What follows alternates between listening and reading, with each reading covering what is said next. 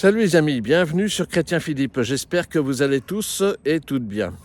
Dimanche 1er février, le rite tridentin de la Sainte Église catholique fait mémoire de Saint Ignace d'Antioche, martyr et père de l'Église mort dans les années 107. Ignace fut le petit enfant que notre Seigneur plaça au milieu des apôtres, lorsque, pour leur donner une leçon d'humilité, il leur dit « Si vous ne devenez pas semblable à ce petit enfant, vous n'entrerez pas dans le royaume des cieux. » Matthieu chapitre 18, verset 3. Ce fut donc un familier des premiers disciples du Sauveur, disciple lui-même de l'apôtre bien-aimé Jean. Ignace fut un grand évêque, un homme d'une rare sainteté. Sa gloire est surtout dans son martyre.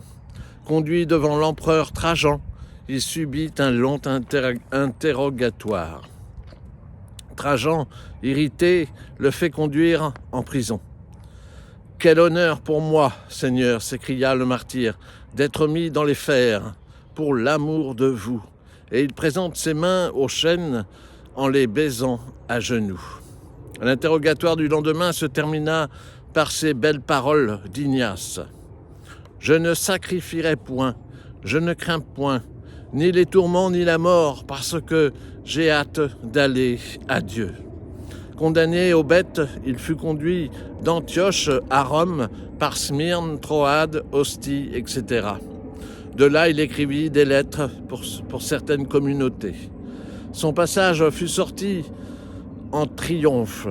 Il fit couler partout des larmes de douleur et d'admiration. « Je vais à la mort avec joie », pouvait-il dire. « Laissez-moi servir de pâture aux lions et aux ours. Je suis le froment de Dieu.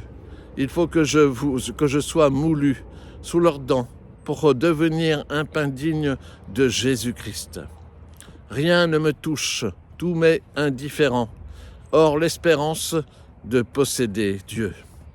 Que le feu me réduise en cendres, que j'expire sous le gibet d'une mort infâme, que sous la dent des tigres furieux et des lions affamés, tout mon corps soit broyé, que les démons se réunissent pour épuiser sur moi leur rage. Je souffrirai tout avec joie, pourvu que je jouisse de Jésus-Christ. » Saint Ignace fut dévoré par un lion, répéta le nom de Jésus-Christ jusqu'au dernier soupir. Il ne resta de son corps que quelques os qui furent transportés à Antioche.